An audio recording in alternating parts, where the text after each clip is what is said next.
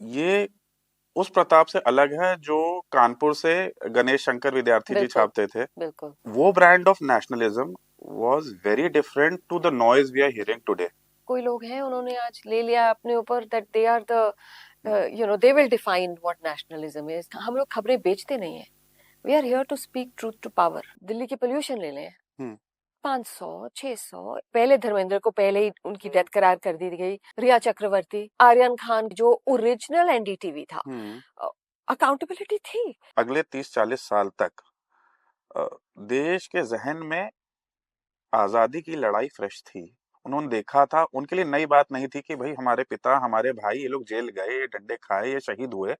आपको दूसरी कहानियां भी बताई जा रही है ना, हम्म तो आपकी हिस्ट्री भी ट्वीक हो रही है। आज आप यहाँ पे बैठ के मुझसे ऐसे सवाल इसलिए पूछ सकते हैं क्योंकि ये लोग थे जिन्होंने इतना कुछ सैक्रिफाइस किया। जो आप जर्नलिज्म देख रहे हैं वो तो जर्नलिज्म है ही नहीं, वो तो एक प्रोपेगेंडा है। अगर प्रेस आपकी फ्री नहीं है then what is free?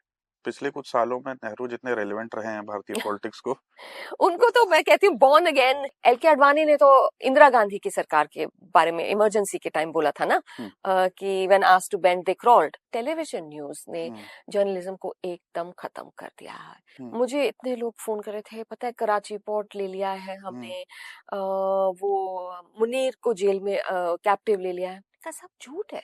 TV news is a supporter of the BJP. Mahatma Gandhi Hindi को राष्ट्रभाषा के तौर पे प्रमोट नहीं कर रहे थे और हिंदुस्तानी पे ज्यादा जोर था। आप दुखी है कि ये हिंदी प्रेस है, तो ये तो नहीं आप दो लोगों को जाके मार देंगे। एक और पार्टीशन ही था जिस तरह से 1984 के राइट्स हुए थे। ऑपरेशन ब्लू स्टार नहीं होना चाहिए था, मगर उसके अलावा चॉइस भी नहीं थी। गोल्डन टेम्पल में हथियार क्यों थे? क्यों टेररिस्ट भिंडरा वाले गोल्डन टेम्पल में रहते थे? क्यों लोगों को बसों से निकाला जाता था और मारा जाता था? भिंडरा वाले का खौफ इट वाज रियल। पुलिस वाले डरते थे। बहुत कुछ देखा पंजाब ने, टेररिज्म रहा, उसके बाद फिर ड्रग्स का प्रॉब्लम रहा। Punjab is it's a very sad story. It's a very very sad story. हम कहाँ थे और हम कहाँ आ गए। एसआईआर को लेके राहुल गांधी जी के जो प्रेस कॉन्फ्रेंसेस हो रहे हैं, उस पे आपके क्या विचार हैं? कुछ उम्मीद दिखती है आपको भविष्य में?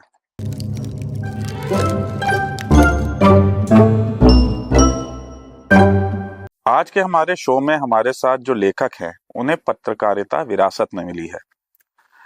बहुत दशकों तक आपका परिवार प्रताप और वीर प्रताप नाम के 2 अखबारों का संचालन करता रहा, जो भारतीय पत्रकारिता के इतिहास में मील का पत्थर रहे हैं। साथ ही साथ आपका करीब 2 दशक से लंबा पत्रकारिता का करियर रहा है और अब आपकी एक नई किताब फिलहाल में मार्केट में आई है, जिसमें आपने प्रताप न्यूज़पेपर की जीवनी प्रस्तुत करी है। स्टूडियो में बहुत बहुत स्वागत है ज्योत्सना। तो आजकल आप भारत भ्रमण कर रही हैं, डिस्कसिंग योर बुक प्रताप।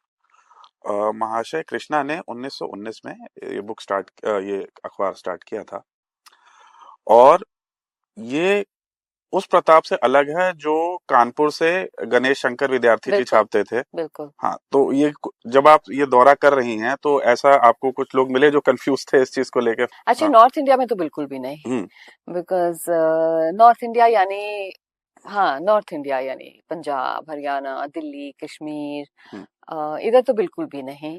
एक किसी ने मुझे कल पूछा है यहाँ लखनऊ में एक्चुअली, तो मैंने कहा नहीं। आई थिंक डिपेंड्स कि आप कहाँ से आ रहे हैं। और ज्यादातर तो नहीं, ज्यादातर एक्चुअली इस प्रताप का इतना बड़ा नाम था और महर्षि कृष्ण का इतना बड़ा नाम था कि लोग एकदम समझ जाते हैं कि ये कौन सा वाला है और इसकी कहानी क्या थी और इसकी इम्पोर्टेंस क्या थी। तो मगर थोड़े बहुत कंफ्यूजन है और वो मुझे भी रिसर्च करते वक्त ही पता चला था। मुझे भी खुद मालूम नहीं था कि एक और प्रताप था। और बट हमारा लेगेसी यही है, तो I am not going to change it and so it's all good. सब थोड़ा बहुत नया सीखते हैं। बिल्कुल। तो हमारे दर्शकों के लिए बता दूं, ये प्रताप लाहौर से शुरू हुआ था 1919 में, और जो आप दूसरा प्रताप है गणेश शंकर विद्यार्थी जी वाला, वो कानपुर से छपता था। वो हिंदी का अखबार था, ये उर्दू का अखबार था। ठीक है रोमा? बिल्कुल बिल्कुल ठीक है।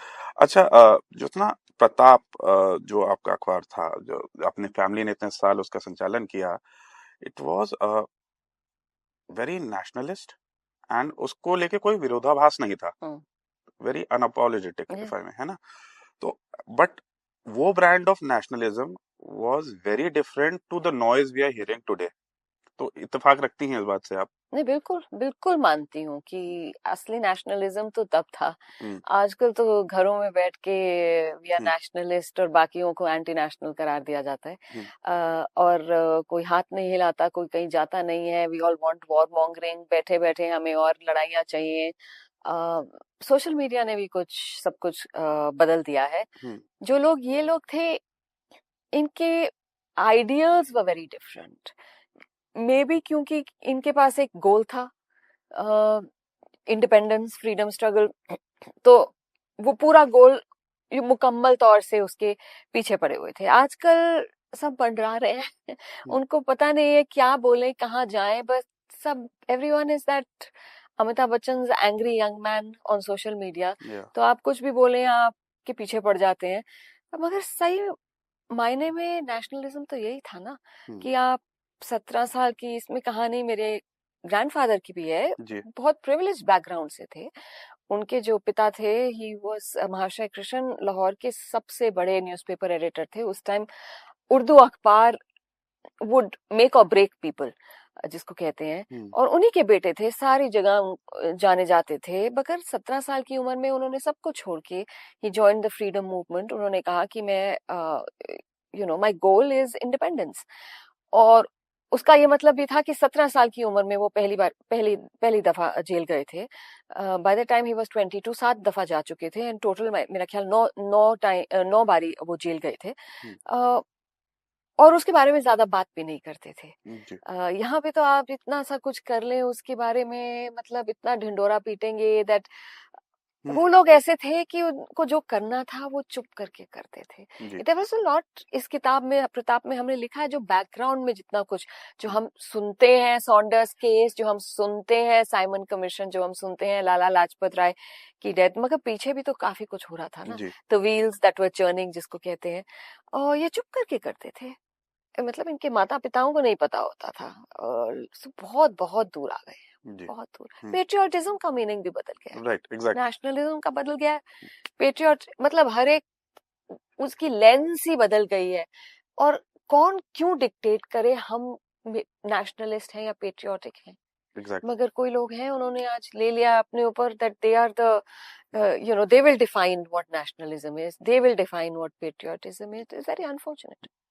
आपका जो पर्सनल ब्रांड ऑफ जर्नलिज्म है, जो पैशन है और जो स्कूल ऑफ थॉट है जर्नलिज्म को लेके, ये कहना सही होगा, ये विरासत में मिला आपको, उन्हीं एथिक्स को आपने फॉलो किया थ्रू योर करियर? बिल्कुल। मुझे कोई बोलता है लेगेसी क्या है, तो मैं कहती हूँ डिफाइंस ही है, सीखा ही है। अगर कई बारी मुझे बोला जाता है कि don't raise your voice for everything, I said but I don't know कि और कैसे होना चाहिए किसी को। और इतना भी मुश्किल नहीं है, पर मुश्किल भी है। देयर इज अ कॉन्ट्रडिक्शन आजकल, क्योंकि लोग डरते भी हैं। फिर लोग बोलते हैं कि आप तो बोलती हैं, तो मैं कहती हूँ आप क्यों नहीं बोलते। मगर जर्नलिज्म तो यही था ना। मेरे ग्रेट ग्रैंडफादर महाशय कृष्ण ने कहीं बोला था कि जर्नलिस्ट, हम लोग वेंडर्स नहीं है, हम लोग खबरें बेचते नहीं है। We are here to speak truth to power. और प्रताप का थ्रू आउट फॉर गुड में भी हम ये भी कहते, कई बार फुलिशनेस भी हो सकती है, कि इट वाज ऑलवेज, जिसको कहते हैं एंटी एस्टैब्लिशमेंट। जो भी सरकार थी उसके खिलाफ खड़े रहे, कि just to make sure that they were always on their toes. आजकल तो आप जर्नलिज्म में देखिए, कोई बात ही नहीं करता है। अब दिल्ली के पोल्यूशन ले लें, 500, 600, मतलब डॉक्टर्स बोलते हैं कि if you can afford to leave the city, please leave for your children sake. बहुत है ऐसे जो नहीं जा सकते, राइट, पर कई हैं, एंड गुड फॉर देम मैं कहती हूँ। मगर वो जो लोग कहते हैं कि हम छोड़ के आए, उनको भी ट्रोल करने लग जाते हैं। आप जाइए, we don't need you. Everything is looked at a prism from ideology. मगर ये हेल्थ है, राइट। आपको जब तक नुकसान नहीं होगा आपको नहीं पता चलेगा, पर आपको ये नहीं पता चल रहा है, साइलेंटली नुकसान हो रहा है। मगर जर्नलिज्म ने सिविल सोसाइटी को भी मोड़ दिया है। And I think unless media gets its act together, civil society is on a downward slide. तो इट्स ऑल कंबाइंड, जो आपको मीडिया दिखाता या ना नहीं दिखाता, दोनों तरफ से, राइट। आप बोलते हैं कि हमने तो ये देखा ही नहीं है, और बाकी आपकी सोच ही बदल गई है, तो आप कहते हैं कि ये तो होता ही नहीं है, आप ब्रीथ कर रहे हैं पर ये तो होता ही नहीं है। तो बहुत बहुत दूर आ गए, बहुत दूर आ गए, मतलब अकाउंटेबिलिटी भी नहीं है। और अकाउंटेबिलिटी थी, इट वाज नॉट कि जस्ट मेरे ग्रैंडफादर और ग्रेट ग्रैंडफादर के टाइम, जब मैं काम करती थी, जो ओरिजिनल एनडीटीवी था, अकाउंटेबिलिटी थी। अगर एक गलत न्यूज आइटम चले जाओ, बहुत कम गलत जाता था, मगर अगर एक चला जाता था उसमें तो मुहातम का माहौल हो जाता था न्यूज रूम की कि गॉड गलती हो गई, और उसके लिए immediately there was an apology that was sent on air, there was a written apology that was sent. आजकल आप देख लीजिए, अब पहले धर्मेंद्र को पहले ही उनकी डेथ करार कर दी गई, उससे पहले आप देखिए रिया चक्रवर्ती, उनको क्या क्या नाम नहीं बताए गए, आर्यन खान क्या क्या नहीं बोला, but there is no accountability. ये न्यूज एंकर्स बैठते हैं, आज हमारा मन ये कर रहा है बात करने को, आज हम करते, दैट इज नॉट जर्नलिज्म, बिल्कुल, दैट इज प्रोपेगेंडा। जो पहले का, जैसा कि आप कह रही हैं, बड़ा नो नॉनसेंस जर्नलिज्म था। प्रधानमंत्री को भी कटघरे में खड़ा करके सवाल पूछा जाता था, कहाँ गया, मतलब बिल्कुल। नेहरू, उनको देखिए आप, कितनी बारी बोलते थे please you know lampoon me. I mean वो कार्टूनिस्ट, आई हैव कोटेड वो बुक में कि उनके तो 1000 कार्टून्स बने थे। आजकल कौन बनाएगा एक भी कार्टून, आप मुझे बताइए, किसी की हिम्मत है बनाने की? कोई क्वेश्चंस भी नहीं पूछता है कि गवर्नेंस कहाँ है। मतलब इलेक्शंस, विनिंग इलेक्शंस एक चीज है, मगर गवर्नेंस भी तो होनी चाहिए। गवर्नेंस नहीं है हमारे देश में। कोई ये नहीं सवाल पूछता कि हमारा रुपी इज फॉलिंग या प्राइस इज राइजिंग। जॉब्स आप देखिए, आईआईटी प्लेसमेंट्स, आईएम प्लेसमेंट्स, बच्चे जो खत्म कर रहे हैं कॉलेजेस, उनको प्लेसमेंट्स नहीं मिल रहे, टॉप इंस्टीट्यूशन से नहीं मिल रही, मगर कोई सवाल ही नहीं पूछ रहा है। ये भी एक मुद्दा है ना, कि आप अगर इनको पूछेंगे नहीं तो media has the easy way, वो उनके लिए तो आसान है, उनको तो करना क्या है, उनको कुछ नहीं करना है, उनको आना है और एक साइड की खबर देनी है और उसी साइड पे जाना है, मगर फिर सवाल कौन करेगा? कोई है ही नहीं। बिल्कुल। तो it's very sad. I mean media was so glorious till when I started. मतलब हम कहते थे जो न्यूज रूम में है, हम भी वो प्रिविलेज्ड जिसको कहते हैं, उस न्यूज रूम में आप जिस तरफ देखिए देयर वाज टैलेंट, जिस तरफ आप इधर देखिए शाम को, आप उस तरफ देखिए, there was knowledge, there was talent. Knowledge ही नहीं है आजकल। नॉलेज कहाँ है? कौन पढ़ता है? सही कह रही हैं। तो ज्योत्सना जी, जैसे कि अभी हमने बात की कि एक नेशनलिज्म का जो सही अर्थ है, अगर उसकी बात करें, और जिम्मेदारी से जर्नलिज्म की अगर बात करें, तो क्या ये मानना सही होगा कि जिस दौर में प्रताप और वीर प्रताप जैसे अखबार ऑपरेट कर रहे थे और बेबाकी से अपनी बात कह रहे थे, उस समय और उसके अगले 30-40 साल तक देश के जहन में आजादी की लड़ाई फ्रेश थी। उन्होंने देखा था, उनके लिए नई बात नहीं थी कि भाई हमारे पिता, हमारे भाई, ये लोग जेल गए, ये डंडे खाए, ये शहीद हुए। अब आज की जनरेशन के घर में वो पिता नहीं है या वो दादा नहीं है जिसने हिस्सा लिया हो इस तरह की आजादी में, तो वो मोटिवेशन खत्म हो गया, आपको लगता है? मोटिवेशन ही नहीं, आपको दूसरी कहानियां भी बताई जा रही है ना, तो आपकी हिस्ट्री भी ट्वीक हो रही है। जब हिस्ट्री ट्वीक हो रही है तो बहुत लोग आते हैं मुझे कहते हैं वी डोंट केयर कि आपके ग्रैंडफादर जेल गए। मैंने कहा आप यहाँ इसलिए हैं क्योंकि उन लोगों ने बलिदान दिया जी। तो, पर लोगों को फर्क नहीं पड़ता, बिकॉज उनकी कहानी, वो हम सब एक एको चेम्बर में रहने लग गए। तो आपकी कहानी, मेरी कहानी आपकी कहानी से नहीं मिलती, और नहीं मिलती तो आप अग्री नहीं करेंगे, तो सो व्हाट बोला जाता है आजकल। तो आप उसी की कहानी बताते रहेंगे, ऐसे बहुत जरूरी हो गया है, किसी को तो बतानी होगी। हाँ। और आज और भी ज्यादा जरूरी हो गया, क्योंकि इतनी मिस इन्फॉर्मेशन चल रही है कि मैं कह रही हूँ, ये फर्स्ट हैंड अकाउंट दे रही हूँ मैं आपको, कि आज आप यहाँ पे बैठ के मुझसे ऐसे सवाल इसलिए पूछ सकते हैं क्योंकि ये लोग थे जिन्होंने इतना कुछ सैक्रिफाइस किया ताकि आप लोग यहाँ पहुंचे। पर there is zero respect for that struggle anymore. मतलब इट्स नॉट कि लोगों में वो जेनरेशन जा रही है, पर वो रेडिकलाइजेशन जो हमारे घरों में हो रही है, उस that's also big part of it. मतलब ये लोग तो सब कुछ इनके जहन में था कि हमें इंडिपेंडेंस चाहिए, पर ये नहीं था कि उसके रेपरकशंस नहीं होंगे। मतलब आप बताइए कि ये अखबार था जिसको सस्पेंड कर दिया गया 1 साल के लिए, कौन ब्रिटिश राज ने। मतलब आप 1920 की बात करें, 1919 की बात करें, और आप सोचें कि हर एक कुछ महीने में 5,000 की पेनल्टी कितना मायने रखती होगी उस समय। हाँ, तो मतलब उनको देना पड़ा। उसके बाद पार्टीशन में सब कुछ गंवा दिया, सब कुछ। तो आप शुरू से शुरू कर रहे हैं। आपने अपना ऑफिस गंवाया, आपने अपने 22 कमरों का घर गंवाया। मतलब जो जो ऐसे नहीं मिला था, राइट। तो फिर से शुरू किया। सबसे पहली चीज क्या आई? एक साइकिल आई। उस वहां से दोबारा शुरू किया, फिर दूसरा अखबार लॉन्च किया, फिर इमरजेंसी आई। इमरजेंसी में भी बहुत कुछ गवाया, क्योंकि मेरे दादाजी ने कहा था कि मैंने तो ब्रिटिश लोगों के सामने अपना सर नहीं झुकाया, मैं पोस्ट इंडिपेंडेंट इंडिया में नहीं झुकाऊंगा। तो उन्होंने एडिटोरियल्स लिखने बंद कर दिए। बाकी लोग उन्हें लिखते रहे, तो लिखते रहे, तो उनके पास लोग आते रहे, फाइनेंशियली हिट हुए। Then came terrorism. टेररिज्म में भी चुप नहीं रहे, और एक बॉम्ब ब्लास्ट हुआ हमारे ऑफिस में, जहां 2 लोग मरे, right. It's a lot to take, मगर हमने हर एक स्टेप पर वी हैव पेड। ये नहीं कि उस टाइम भी आपके पीछे लोग नहीं थे कि इसी टाइम हम चुप कर जाएं कि कुछ हो ना जाए। मतलब we have paid every step of the way, क्योंकि देयर इज अ बिलीफ ये अगर हम कुछ कर रहे हैं तो हम उसे सही तरीके से करेंगे, राइट। जो आप जर्नलिज्म देख रहे हैं वो तो जर्नलिज्म है ही नहीं, वो तो एक प्रोपेगेंडा है।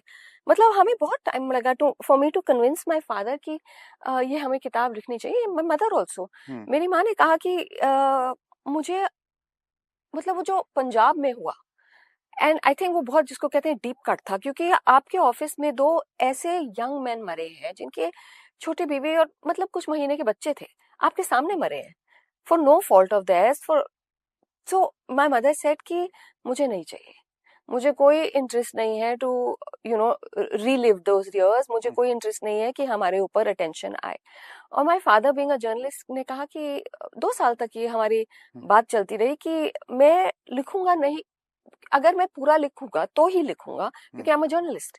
आई will write a no holds barred, जिसको कहते हैं, अकाउंट, बिकॉज हमें पता ही नहीं है। तो वो 2 साल तक बात होती रही, till my father said okay I will write it, and I will write the whole story.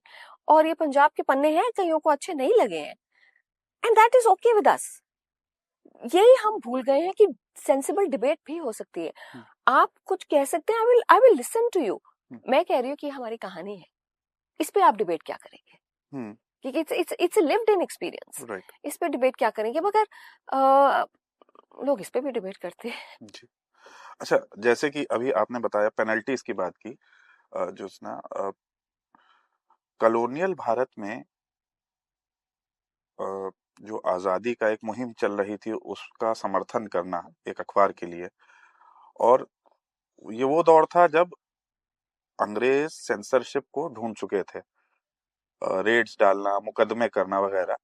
तो ऐसे में कितना मुश्किल था कि इसे इकोनॉमिकली वायबल रखा जाए, अखबार को चलाना कितनी बड़ा चुनौती थी वो।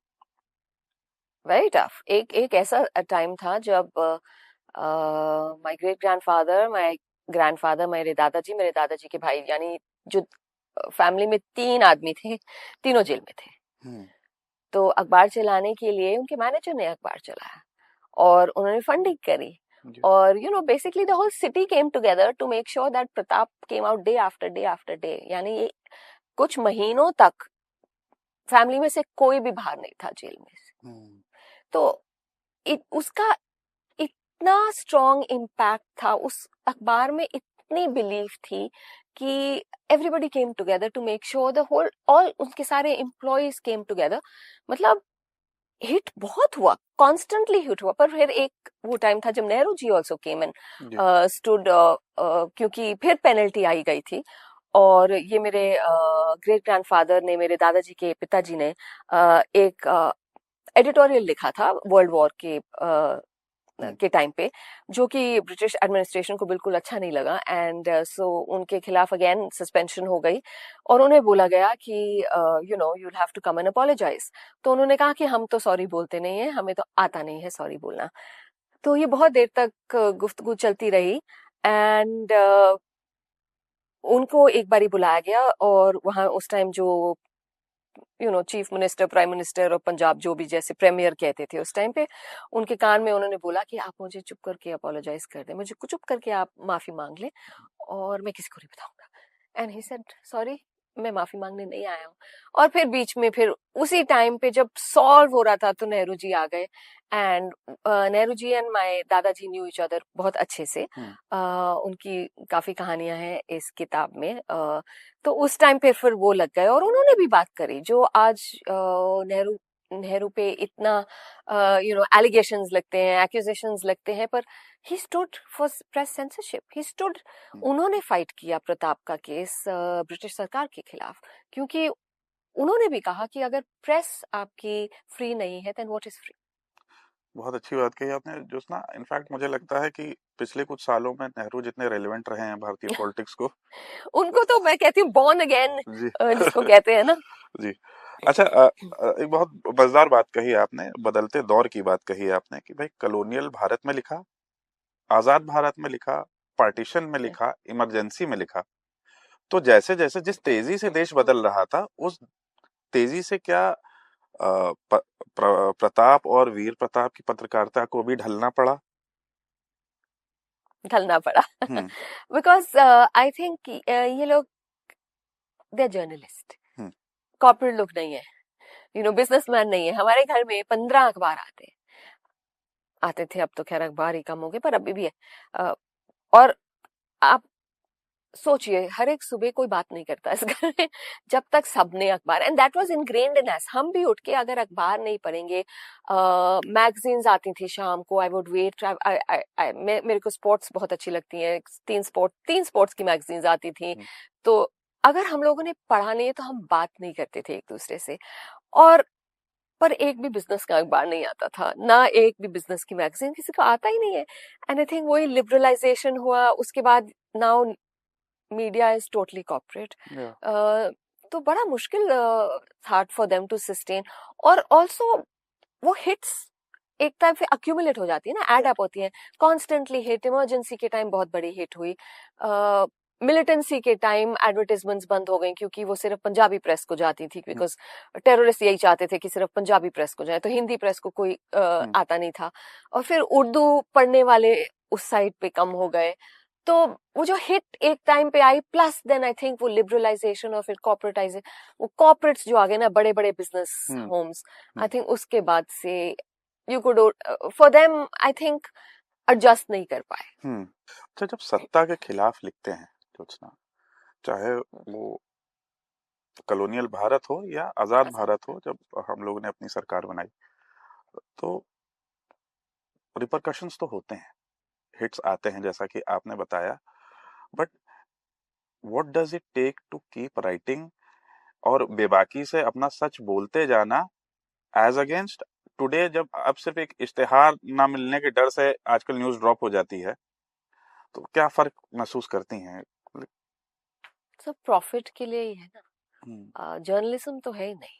आई एक्चुअली से कि अब एटलीस्ट टेलीविजन न्यूज, अखबारों में फिर भी 3-4 अखबार मैं गिन सकती हूँ जो मैं हर एक लोगों को कहती हूँ कि पढ़ें और ये देखिए कि they are from 4 different parts of the country. आप देखिए टेलीग्राफ कोलकाता से आता है, आप देखिए ट्रिब्यून पंजाब से आता है, इंडियन एक्सप्रेस है, एंड हिंदू चेन्नई से आता है। So from all across there is still something जो दैट आप कहते हैं कि थोड़ा जर्नलिज्म अभी भी अलाइव है। और बहुत लोग कहते हैं कि अब प्रिंट मर गया है, अखबार मर गए हैं, बट मैं कहती हूँ शुक्र है कि ये अखबार अभी भी है। मगर टेलीविजन न्यूज ने जर्नलिज्म को एकदम खत्म कर दिया है, एकदम।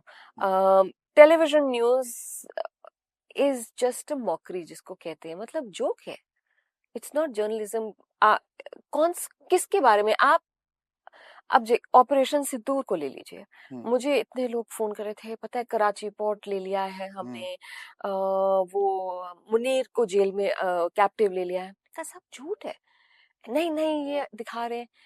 सो ऐसे कॉम्बिनेशन है, एक तो जर्नलिज्म टेलीविजन न्यूज ने खत्म कर दिया है, दूसरा है सिविल सोसाइटी। आपको फिर पता चला कि ये गलत है, पर आप फिर अगले दिन वही चैनल आप शाम को देखेंगे, आप वही देखेंगे, आप जब तक देखते रहेंगे उनको एड्स आते रहेंगे, उनको क्या फर्क पड़ता है, उन्होंने ना अपोलोजाइज करना है कि हमने इतनी बड़ी गलती, नो ना उनसे कोई मांग रहा है। एक न्यूज एजेंसी है जो सबसे बड़ी न्यूज एजेंसी है, वो गलत ट्वीट्स निकालती है एक्स पे, एंड जब उनको फ्लैग करा जाता है वो एकदम उनको टेक डाउन नहीं करते हैं। वो दे वेट की 24 घंटे तक वो चल जाता है, फिर उसको टेक डाउन करते हैं कि हमने टेक डाउन कर लिया।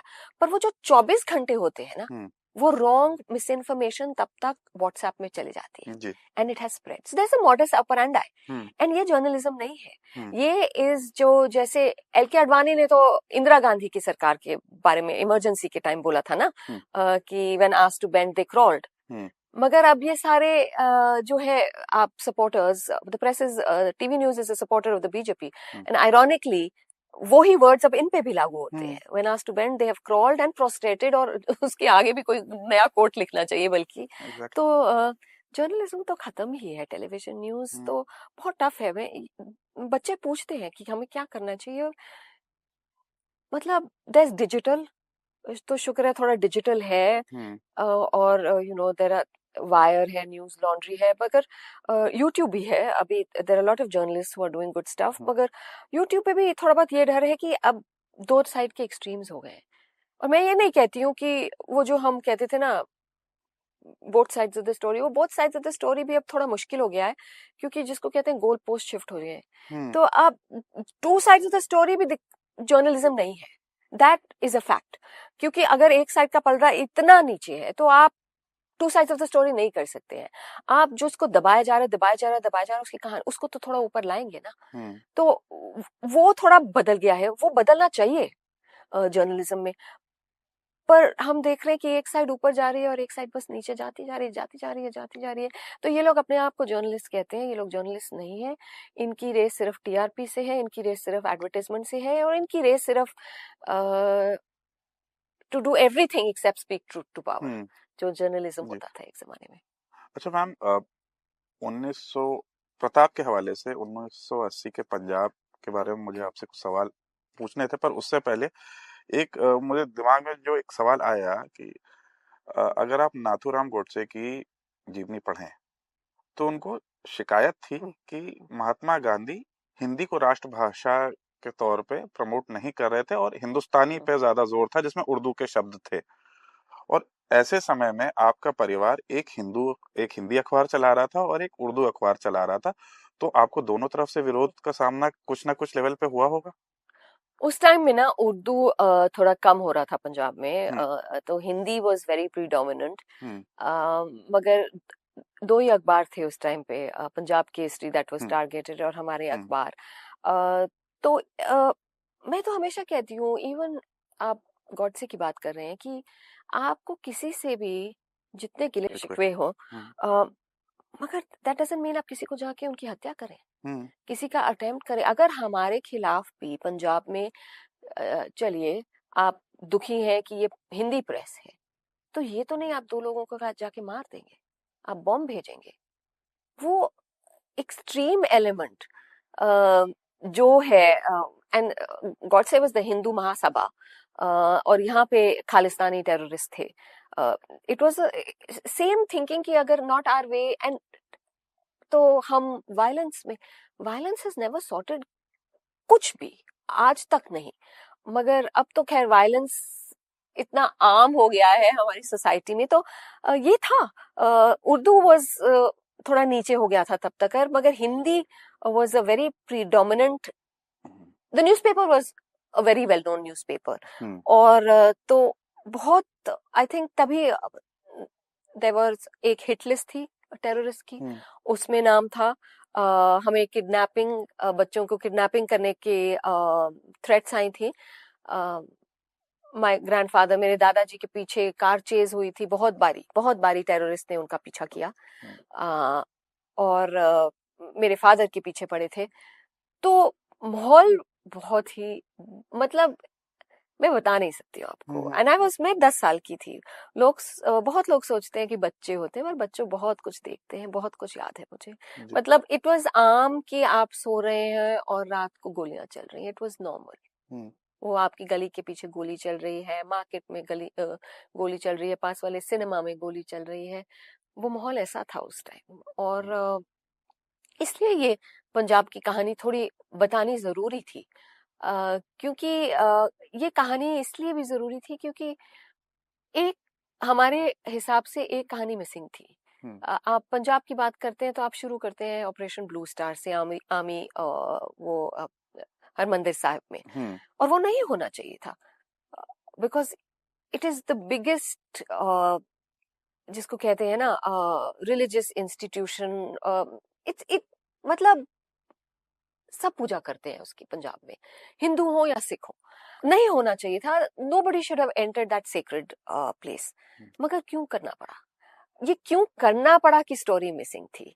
उसके बाद हम दिल्ली राइट्स की बात करते हैं, वो भी जितना हुआ इतना भद्दर, आई थिंक मैं सोचती हूँ कि वो मुझे पढ़ती हूँ उसके बारे में तो मैं सोचती हूँ पार्टीशन, एक और पार्टीशन ही था जिस तरह से 1984 के राइट्स हुए थे। तो हमारी कहानी यहाँ से नहीं शुरू होती, हमारी कहानी थोड़ी पहले से शुरू होती है, और हमारा अटेम्प्ट इस किताब में ये बताना था कि ऑपरेशन ब्लू स्टार नहीं होना चाहिए था, मगर उसके अलावा चॉइस भी नहीं थी उस टाइम पर। और क्या हुआ उससे पहले कि हम यहाँ तक पहुंचे, तब तक यहाँ पहुंचे कि गोल्डन टेम्पल में हथियार क्यों थे, क्यों किसी ने वो हथियार नहीं उठाया, क्यों टेररिस्ट भिंडरांवाले गोल्डन टेम्पल में रहते थे, इसके बारे में बहुत कम चर्चा होती है कि क्यों लोगों को बसों से निकाला जाता था और मारा जाता था, गोली से मारा जाता था, क्यों लोगों को उनकी रिलीजन के से डिवाइड करके ट्रेनों से निकाला जाता था और पूछा जाता था आप हिंदू हैं कि सिख हैं, और अगर आप ये हैं तो आप इस साइड आइए, और उन्हें गोली से मारा जाता था। तो ये कहानी ना पूरे पंजाब स्टोरी में मिसिंग थी, तो हमने उसको ऐड करके, मतलब अभी भी there are people who don't like it, मगर हम कहते हैं कोई बात नहीं, वी आर ओके। डिबेट्स जो है ना वो मिसिंग है आजकल, मगर लकीली हमारी किताब के सब जहां हम गए हैं, we have had excellent debates, we have had कि ये ठीक है, हम सहमत हैं कि गलतियां दोनों साइड से हुई, पर आपने तो अपनी कहानी कह दी, अब हमारी बारी थी। तो लोग हमसे चर्चा करते हैं, हमसे डिबेट करते हैं, उसके बाद बैठ के हम आराम से चाय कॉफी पीते हैं, जो कि हमारी सोसाइटी में अब मिसिंग है।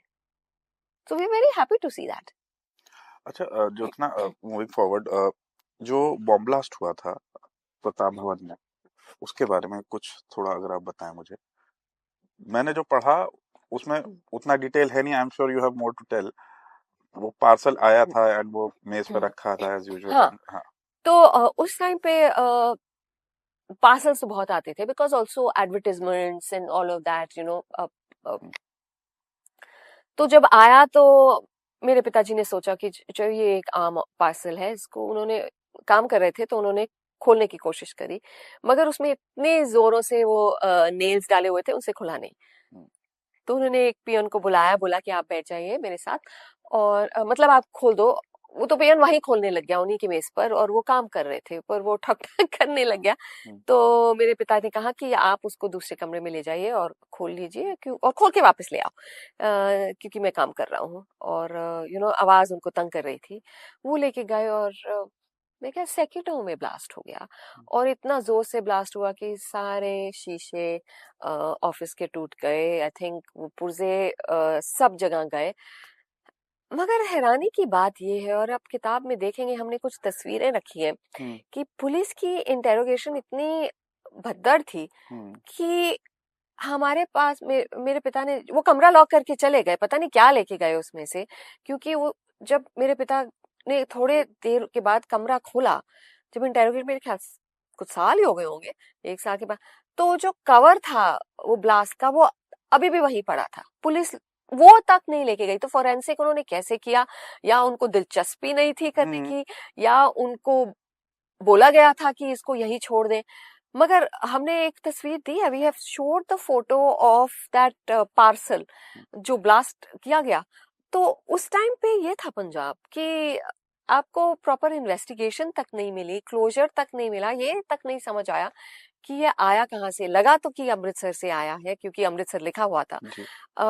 और उसके बाद सिक्योरिटी, तब तक सिक्योरिटी मांगी जा रही थी, क्योंकि थ्रेट्स तो आ रहे थे, और और ये आप अगर प्रताप देखेंगे तो ये जो है एक साइड पर दिस इज वीर प्रताप जो अगले दिन पब्लिश किया गया, and these are the two people who died in the blast.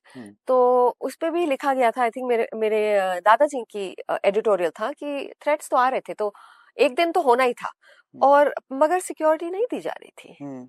और फिर इसके बाद थोड़ी सिक्योरिटी बढ़ी, और उसके बाद यू नो देन सिक्योरिटी फिर बिकेम अ बिग थिंग। और पहले पंजाब पुलिस के बाद it went to central CRPF, Assam Rifles, और फिर ITBP which was the highest, Indo Tibetan border police. मतलब तब हाल इतने बुरे हो गए थे that ITBP had to be called in, और हम लोग घर से बाहर नहीं निकलते थे, स्कूल बंद हो गया था I think for months, may be एक साल स्कूल नहीं गए थे। एंड पूरे मतलब जितना सिक्योरिटी आप सोच सकते हैं ना, उतना सिक्योरिटी था। तो वो कोई दिन नहीं थे। एंड फिर जो families get affected, my mother got affected, my grand mother got affected. जो औरतें होती हैं घर की, जो पीछे होती हैं, जिनके बारे में हम बात नहीं करते, कुछ आप मेरे पिता से बात करें तो वो कहते हमको तो काम करना था ना, हमने तो जाना था ना, हमें मालूम था कि हम हर एक रोज जब हम जाते थे शायद वापस ना आए उस शाम। But for my grandfather, for my father, कि हमें ही से, पर हम तो जाते थे काम पे, अब वापस आए ना आए, पर जो औरतें थी जो घर में थी उनको तो पता था ना आज वापस आएंगे कि नहीं। तो फॉर years and years ये रोज की कहानी थी। How old were you back? I was 10. You was 10. I was 10, 1983. तो घर का माहौल बहुत टेंस रहा होगा। बहुत टेंस था, और एनवायरनमेंट भी टेंस थी। मतलब मुझे याद है कि जब इंदिरा गांधी को की असैसिनेशन हुई, जब उनको मारा गया था, मैं स्कूल में थी, और स्कूल 100 मीटर्स ही दूर था, ज्यादा दूर नहीं था। मगर तुरंत मुझे क्लास से बाहर निकाला गया था, एंड मेरे भाई बहन को मेरे साथ, और हमें एकदम घर भेजा गया था। और कर्फ्यू रोज रोज कर्फ्यू रहता था, स्कूल कोई गेट से बाहर नहीं। एक दफा मैंने अपनी माँ से बोला कि मम्मा मैं बहुत दिन हो गए, I just want to, get से इतनी बार हमारी ड्राइव है, थोड़ा सा गेट से बाहर। मेरी माँ ने कहा चलो यहाँ से यहाँ तक आप साइकिल ले जाओ। मैं एक स्टेप बाहर निकली थी, गार्ड पीछे पीछे आया, आप अंदर जाइए। तो हम बाहर भी नहीं जा सकते थे, हम कहीं नहीं जा सकते थे। एंड आपको सब कुछ दिखता था। इंदिरा गांधी की असैसिनेशन, उसके बाद राइट्स हुए, और वो छत से मुझे याद है कि इतना गुस्सा था कि सब कुछ, द स्काई वाज रेड, सब कुछ शहर बर्न हो रहा था। तो ये बहुत बारी हुआ कि आपको मैंने यहाँ पे एक हादसा वो भी लिखा है कि एक दिन जहाँ पे पंजाब केसरी के एडिटर को वो चौक पे गोली मारी गई थी, रमेश चंद्र जी को, उस दिन असली में मेरे पिता उससे बस कुछ मिनट ही पहले उस चौक से जा रहे थे। तो एक गाड़ी एक साइड पे थी, मगर इतने अलर्ट होते थे ना उस टाइम के गनमैन, क्योंकि उनको पता था कि क्या ठीक है क्या सस्पिशियस है। तो मेरे पिता के गनमैन ने बोला कि ये जो गाड़ी है ना वो ठीक नहीं लग रही है, पंजाबी में कहते हैं ठीक नहीं लग रही है साहब। तो बिकॉज जो लोग थे उन्होंने ऐसी गाड़ी रोकी हुई थी बीच में, चौक के बीच में, और बोनेट ऊपर किया हुआ था कि कुछ खराब है, वो ऐसे ही खड़े थे। मगर तो उन्होंने फिर कहा कि आप ना रास्ता बदलें। उसी टाइम पे ऐसे जाने की बजाय ऐसे हमने रास्ता बदला, और कुछ ही मिनट बाद रमेश जी की गाड़ी आई और उसको शूट किया। तो बाद में पता चला कि उनका टारगेट था या तो वीर प्रताप या तो पंजाब केसरी, हम दोनों में से जो पहले था। और यही था कि गनमैन इतने अलर्ट थे कि उन्होंने लास्ट मिनट पे रास्ता बदला देख के, तो बदल कर। और मेरे फादर जैसे ही घर आए, वो गाड़ी से निकले, और मुझे याद है कि वो अंदर आकर वो बस मेरी माँ के साथ इतना सा वॉक कर रहे थे कि हमें वो शूटिंग की आवाज आई घर तक। ये वो दौर था जो उसमें करेक्ट कीजिएगा अगर मैं गलत हूँ, लेफ्ट राइट सेंटर मारे जा रहे थे जर्नलिस्ट। हर कोई गनमैन लेके चल रहा था अपनी गाड़ी में, एक तो होता ही था, बट कोई फायदा नहीं था जब सामने से AK-47 चल रही हो। तो आई डोंट थिंक नहीं, मतलब रियली इट वाज मेहम जिसको कहते हैं ना। किसी को पता नहीं था कि कहाँ से, मैं बता रही हूँ आपको, आप मार्केट जाइए, कोई बेचारा रिक्शा बजा रहा है उसको मार दिया, किसी को पता नहीं था कि गोली कहाँ से आ रही है। एंड भिंडरावाले का खौफ, इट वाज रियल। मतलब उसका डर, जिस दिन, ये भी मुझे याद है कि जिस दिन खबर आई कि भिंडरावाले को मारा गया है, उस दिन एक्चुअली दिवाली थी। उस दिन का माहौल, उस दिन सबके घर में, मेरे घर में भी फॉर द फर्स्ट टाइम बहुत देर के बाद मैंने सबको स्माइल करते हुए देखा। और इट वाज लिटरली लाइक आज तो कुछ मिठाई बांटनी चाहिए, मतलब ये हाल था। पुलिस वाले डरते थे, पुलिस वाले घरों से बाहर नहीं निकलते थे, बिकॉज उनको डर था कि अगर हम इनके खिलाफ कुछ करेंगे ये हमारी फैमिली को मारेंगे। तो ऑल इन ऑल जो आपके जजेस थे वो घरों से बाहर नहीं निकलते थे। वो कहते थे कि हम इनके केस नहीं लेंगे, अगर हम इनके खिलाफ कुछ बोलेंगे तो ये हम मारे जाएंगे। तो ना जुडिशरी थी, ना पुलिस था, there was no law and order. तो इस माहौल में आप how do you give justice to the people who are being killed? Right.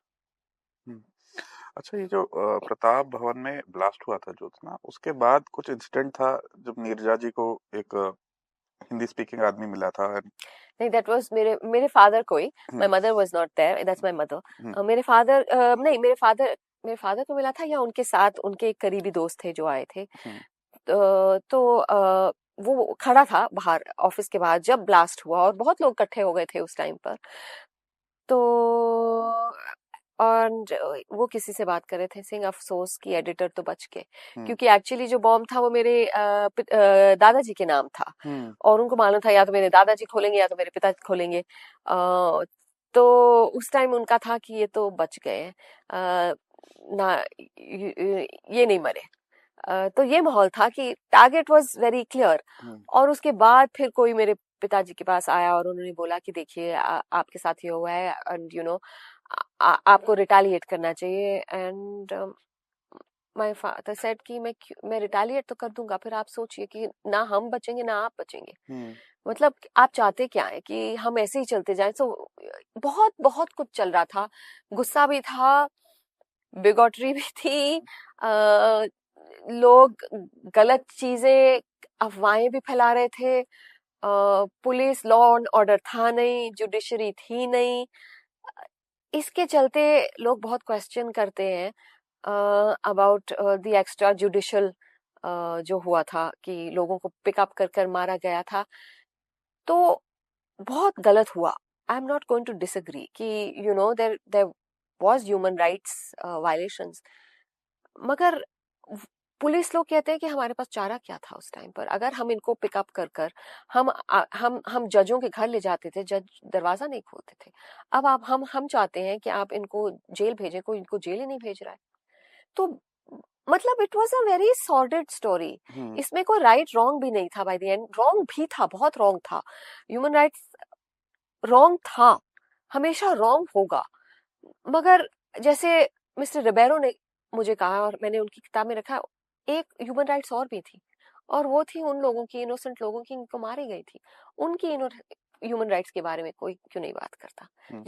जिनको बसों से निकाल के मारा गया था, जिनको रात में चलते हुए मारा गया था, जिनको ट्रेन से निकाल कर 100 लोगों को खड़े करके उनको मारा गया था, एग्जीक्यूशन थी ना जिस तरह से, उनकी ह्यूमन राइट्स के बारे में, तो उनकी ह्यूमन राइट्स के बारे में हमने बात करी है एक तरीके से। अच्छा Jyotsna, as someone who has seen Punjab up close, बहुत कुछ देखा पंजाब ने, आजादी से पहले भी, आजादी के बाद भी। पहले टेररिज्म रहा, उसके बाद फिर ड्रग्स का प्रॉब्लम रहता है। हाँ, रहता है। तो what do you think? It breaks my heart जिसको कहते हैं, बिकॉज यू नो पंजाब इतना ग्लोरियस लैंड था, इतना ग्लोरियस हमारा लैंड है कल्चर से भरा हुआ है। You know we have seen so much. जो लोग बैठ के बोलते हैं कई बार, यू नो दूसरे स्टेट्स में, दूर स्टेट्स में जिन्होंने पार्टीशन नहीं देखा, वो जब ये जैसे ऑपरेशन सिंदूर हुआ कि वो बोलते हैं हमें समझ नहीं आता ये पंजाबी लोग व्हाई डू दे से कि हमें वॉर नहीं चाहिए, क्योंकि हमने देखा इतना कुछ है, क्योंकि होता हमारे बॉर्डर्स पे है। अब जो ये सारा ऑपरेशन सिंदूर से मतलब ये सब ड्रिल विल चल रहा था, पर असली चीजें तो हमारे बॉर्डर पे हो रही थी ना। It was near my parents house. हमने तो देखा है कि सब कुछ खोकर दोबारा शुरू करा, सब कुछ। अब हम लोग तो एक लोग थे ना, अब हमारी तो लाइन आ गई तो हम दो लोग हो गए।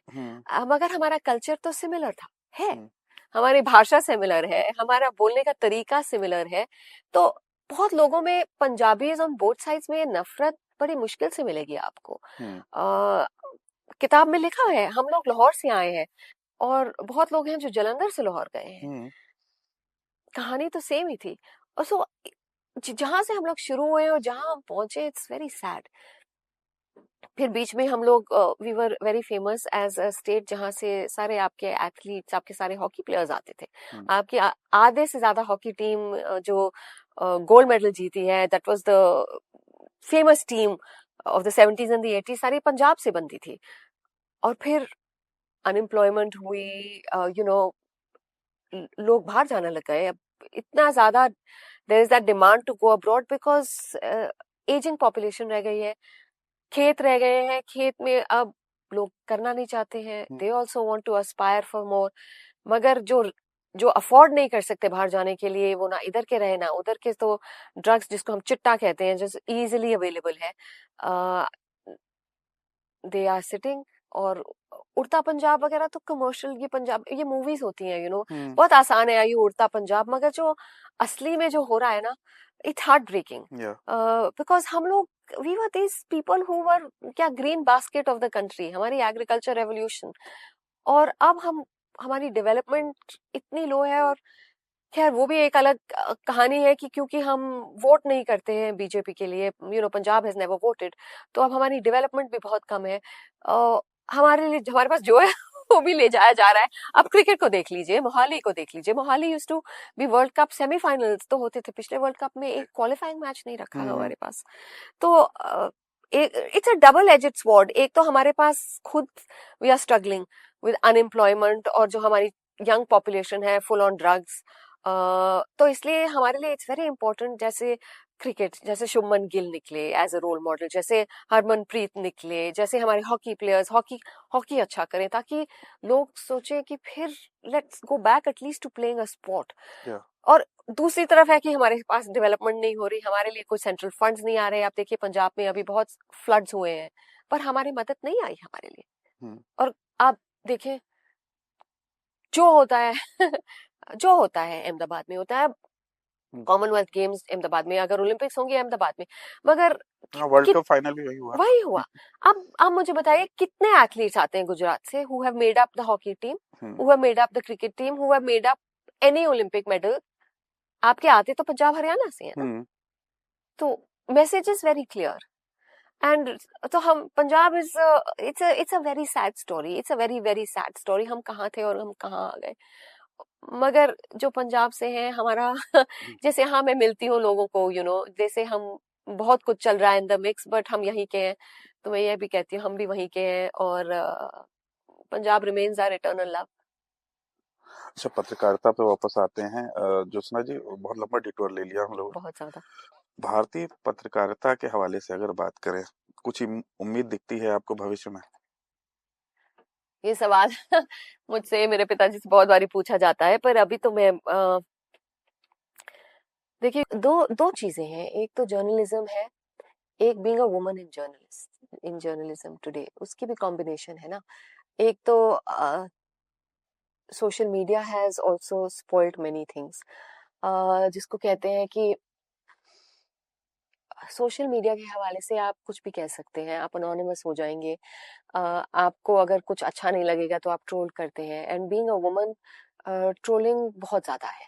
आप कुछ भी कह सकते हैं, मगर एंड दीज आर पीपल, आप, मुझे नहीं मालूम कि आप कौन है, because you are never going to put, you don't have the courage to put your real face, your real name, मगर you are that bully who will abuse me, क्योंकि मैं बोलूंगी कि दिवाली में पटाखे नहीं चलने चाहिए, मैं बोलूंगी कि पोल्यूशन नहीं होनी चाहिए, कोई, everything is on the basis of ideology. तो ट्रोलिंग भी आप आइडियोलॉजी के बेसिस पे ही करते हैं, एंड इट्स वेरी कन्वीनियंट। औरतों को तो ट्रोल करना और भी आसान हो गया है टुडे, बिकॉज हम पेट्रियार्कल सोसाइटी तो रहते ही है, तो उसके रहते हुए it's never been easy for a woman to become a journalist. I was very very fortunate कि एक तो I come from a journalist family, I am a fourth generation journalist. दूसरा, I went to NDTV under doctor Roy and Radhika Roy, जिन्होंने इतना प्रोत्साहन दिया औरतों को। You know, we were 90% of women in that organization, and we were taught to go out and report the truth and do it without fear and with truth. आजकल तो वो सब मिसिंग है। editors pata nahi, you know, I don't know if they're really interested in what women journalists also do, except कि आप क्या खबर दे रहे हैं और वो खबर सिंक करती है कि नहीं with our line of thinking. So it's very very tough. मुझे समझ नहीं आता जब छोटे you know young people ask you कि क्या बोलो. मैं कहती हूँ कि आपको करना है तो आप प्रिंट में ही जाइए, टेलीविजन न्यूज में मत जाइए अभी, और may be try digital, but be prepared कि आपके एक तो आपकी स्टोरी में not turn out the way you want it to be, और दूसरा कि you know you will become this person who will be abused, who will be questioned. It's very easy to become personal these days. आप काम की बात करें पर जिसको पसंद नहीं आया वो पर्सनल हो जाएंगे, और छुपे रहेंगे और बोलते जाएंगे, आपको कुछ भी बुला लें, आपको कुछ भी बोल लें. It's there is nothing, there are no boundaries anymore. Yeah. And unfortunately, मतलब आपने देखा है, you know, those वो क्या था, Sulli, those apps and all which you know trashed women, Muslim women. तो बहुत मतलब it's become really like there's no control. और प्रॉब्लम ये है कि ये व्हाट्सएप फॉरवर्ड्स ने भी इतना कुछ खराब कर दिया कि आपके आसपास के लोग भी बिलीव नहीं करेंगे, कि आप बोलेंगे कि हमारे साथ ये होता है. You know my mother will tell people कि यू नो ये मेरी बेटी के साथ होता है, एंड दे नहीं, because we look at everything based on ideology. अब pollution is also based on ideology.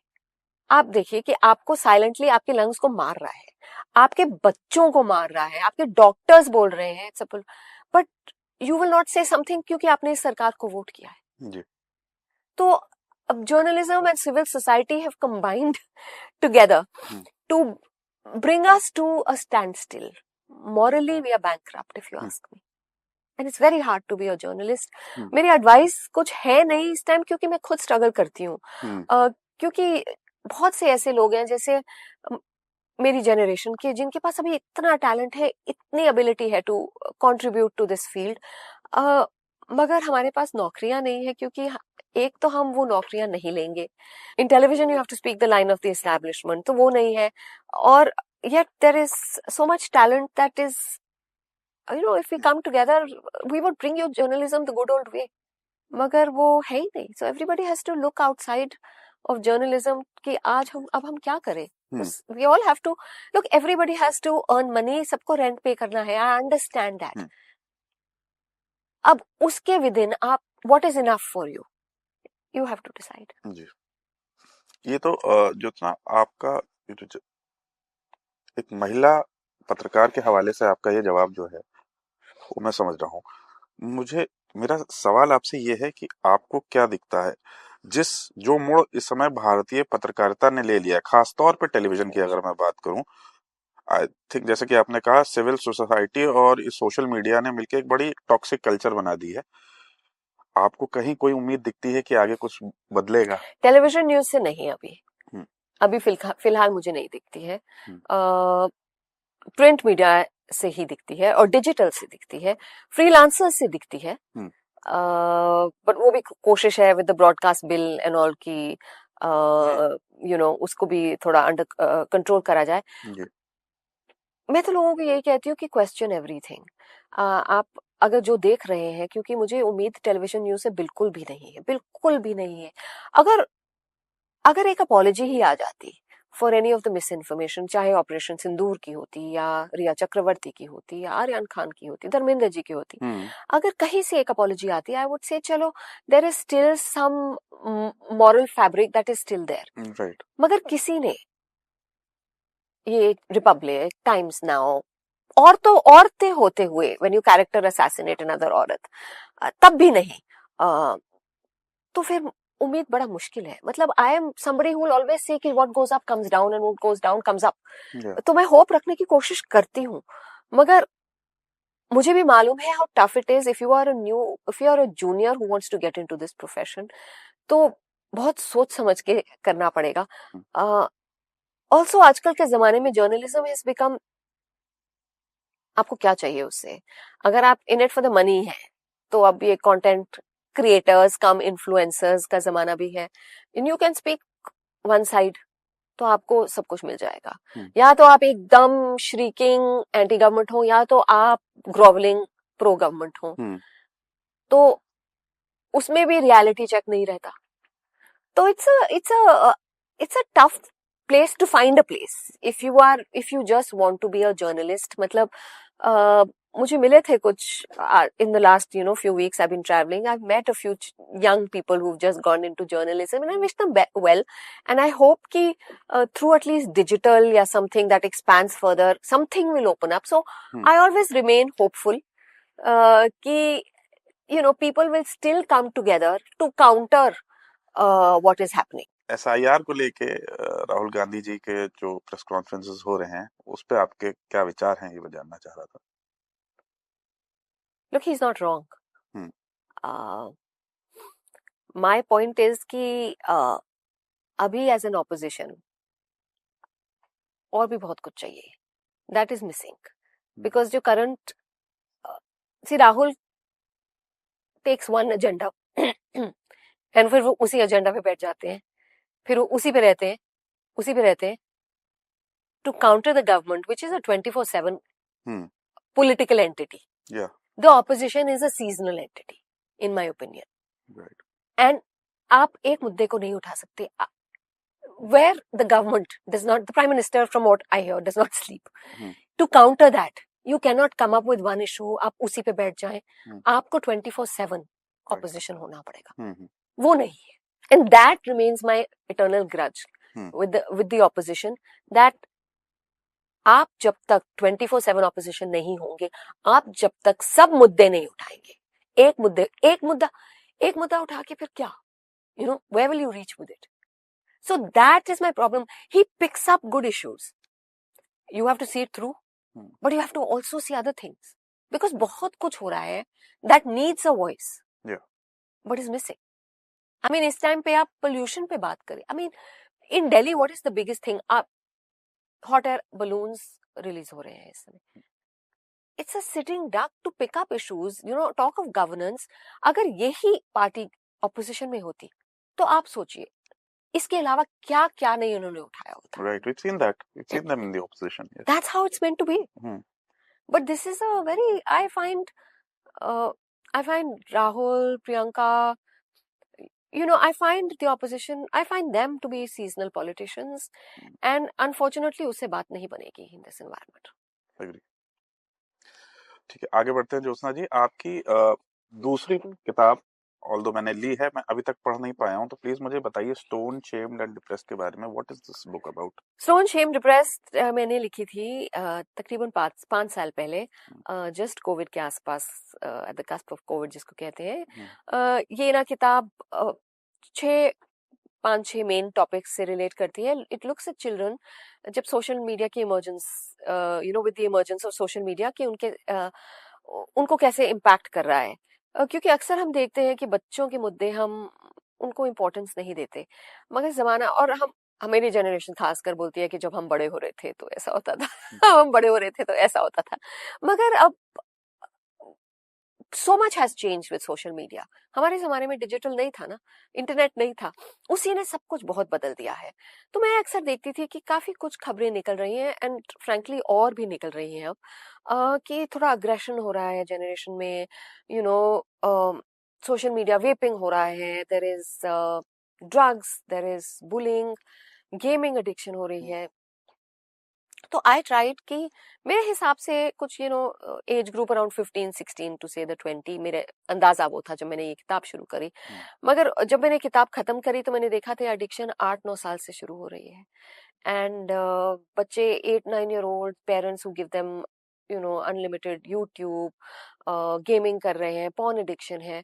और ये हम नहीं कह सकते हैं, हालांकि ये किताब मतलब बिगर टाउन्स में बेस्ड थी, मगर टियर 2 पर भी गई है. पर ये हम नहीं कह सकते कि this is only happens in Delhi, Bombay, Pune, क्योंकि एक तो स्मार्टफोन ना एवरी फैमिली, शहर गांव सबके पास एक फोन है. इंटरनेट बहुत चीप है इस देश में, सो एवरीबडी हैज एक्सेस. सब बैठ के, आप देखें, मुझे कोई बता रहा था, हम जा रहे थे, रोड पे बैठे थे, 2 लोग बड़े गहराई से देख रहे थे, पॉर्न देख रहे थे, बट इट्स एक्सेसिबल. सब स्मार्ट अप हो गए. सो किताब तब मैंने लिखी, और जब ये किताब निकली 5 साल पहले तो बहुत लोगों ने मुझे गालियां दी. कि हमारे बच्चे तो दूध से धुले हैं, हमारे बच्चों को तो कोई तकलीफ नहीं है, आपके बच्चे होंगे स्टोन शेप। मैंने कहा मैंने शुरू में लिखा है ये पेरेंटिंग किताब नहीं है, मैं किसको एडवाइस नहीं दे रही हूँ, इट्स एन इन्वेस्टिगेटिव बुक, बहुत बहुत सारे बच्चों की कहानियां हैं, ट्रू अकाउंट्स।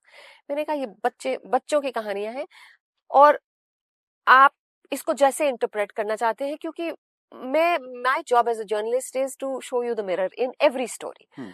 मैं आपको दिखा रही हूँ कि क्या गड़बड़ें चल रही हैं, अब आप उसको ठीक करना चाहते हैं, आप उसको इग्नोर करना चाहते हैं, that is entirely up to you. पर टू शो यू कितनी बुरी हालत थी, इतने सारे बच्चों ने मुझे प्राइवेट मैसेजेस किया कि ma'am thank you for writing our side of the story, हमें मदद चाहिए। हम जब घर में जाके बोलते हैं हमें मदद चाहिए, वेदर एडिक्शन से, whether it is mental health कि हमें थेरेपिस्ट के पास जाना है, सब बोलते हैं जाके बाहर खेलिए या आपको कोई प्रॉब्लम नहीं है। तो 5 साल के बाद जो मैंने मुद्दे लिखे हैं दे हैव ओनली इंक्रीज्ड। ये किताब जिसको कहते हैं you know fine wine fine tweet, जैसे ageing as one of them, aggression और भी ज्यादा हो गया है। मैंने पिछले कुछ 1 महीने पहले एक आर्टिकल लिखा है अबाउट हाउ अक्रॉस इंडिया 3-4 स्कूलों में ऐसे इंसिडेंट हुए हैं जब बच्चे गन्स लेके गए हैं और उन्होंने शूट किया, whether shooting a fellow student और शूटिंग अ प्रिंसिपल। अग्रेशन आ रहा है और ये किताब में मैंने शुरू से लिखा था there is aggression, and that aggression now आप फाइनली हमें दिख रहा है। मैंने उस किताब में लिखा था 8-9 साल से वॉच योर चिल्ड्रन। अब प्रॉब्लम वहां से भी है, पर और इन माय माइंड जब मैंने ये किताब लिखी थी कि चलिए आप 20-21 तक आ रहे हैं तो आप सेटल हो रहे हैं, अब मुझे जो नई चीज दिख रही है in the last some months is that जो 20 एज ग्रुप है, 20 to 30 एज ग्रुप है, दैट इज स्ट्रगलिंग। इनको नहीं पता ये कहाँ जा रहे हैं, and so this is pen to show you social media. और अब मैं यही कह सकती हूँ कि जो आपने मुझे गालियां दी है, you're most welcome, that is your opinion, मगर बच्चे बहुत स्ट्रगल कर रहे हैं। बहुत सारे बच्चे मुझे बोलते हैं कि मैं स्कूलों में जाके बातें करती हूँ, मैं कॉलेजेस में बातें करती हूँ, मुझे बोलते और मैं पूछती हूँ कि आपको लगता है आपको सोशल मीडिया एडिक्शन है, बहुत सारे बच्चे हाथ ऊपर करते हैं। आप चाहते हैं कि आप एडिक्शन से निकलें, हाथ ऊपर करते हैं, पर आप निकलेंगे नहीं, क्योंकि हमारे आसपास सब लोग यही कर रहे हैं। तो मैं यही दिखाने की कोशिश कर रही थी कि क्या चल रहा है, और मैं यही भी कहना चाहती हूँ कि अब देखें स्कूल्स, बाहर के देशों में देखें, यूके देखें, यूएस देखें, यूरोप देखें, बहुत स्कूल सोशल मीडिया बैन कर रहे हैं। तो उसके पीछे कुछ वजह तो होगी। तो मैं यही कहना चाहती हूँ कि आप इंडियन पेरेंट्स को ये कहना चाहती हूँ कि हम लोग बहुत आराम से बैठे बच्चों को बहुत जल्दी फोन दे देते हैं, बहुत जल्दी सोशल मीडिया दे देते हैं, मगर please look at what they are watching. आप प्लीज उन पर नजर रखिए। अगर आपके बच्चे कह रहे हैं कि वो पढ़ाई कर रहे हैं, पर उनकी एक सीक्रेट लाइफ है जो सोशल मीडिया से निकली है, और वो ही दिखाने की कोशिश करी है मैंने। तो मैम मेरा आपसे आखिरी सवाल ये है कि जो ये मैं हर अपने ऑथर से पूछता हूँ जो मेरे शो पे आता है, आगे क्या लिख रही हैं? कुछ लिख रही हैं तो वो कब तक पढ़ पाएंगे हम लोग? आगे एक तो मैं हिंदू फ्रंटलाइन के लिए लिखती हूँ। उनके लिए मैं I write a lot about एक तो यही मुद्दे with a political socio basically, थोड़ा politics in the middle socio, तो उनके लिए मैं लिखती रहती हूँ। उससे पहले मैं गल्फ न्यूज के लिए लिख रही थी 4 साल के लिए। I also host a show called Table Talk on YouTube, please subscribe करिए, and hoping to write 2 more books. एक मैंने शुरू कर दी है, वेरी डिफरेंट, आराम से जस्ट जिंदगी, और दूसरी I am still threshing it out, but I have hopes of writing a fiction as well. बिल्कुल, हम उम्मीद करेंगे ज्योत्सना आपकी ये किताब जल्दी से जल्दी आए और हम पे पढ़ने को मिले। आपको शो को सब्सक्राइब कर लीजिएगा, मैम के शो को, हमारे को भी कर लीजिएगा अगर अच्छा लगा हो तो। और ये किताबें please they are available, Pratap और defined newspaper, stone shame depress, दोनों अवेलेबल हैं अमेज़न पर। प्लीज खरीदिए, it is just the price, आपकी एक कॉफी की प्राइस है, उससे ज्यादा नहीं है। And if you like it, उस पे प्लीज एक रिव्यू लिख दीजिए, बिकॉज ये लोग बहुत लोग भूलते हैं कि रिव्यूज हमारे ऑथर्स के लिए बहुत इंपॉर्टेंट है। So thank you so much. हाँ, एंड ये एंड करो इंटरव्यू, उससे पहले मैम एक छोटा सा souvenir from our sponsor. Thank you so much. Thank you.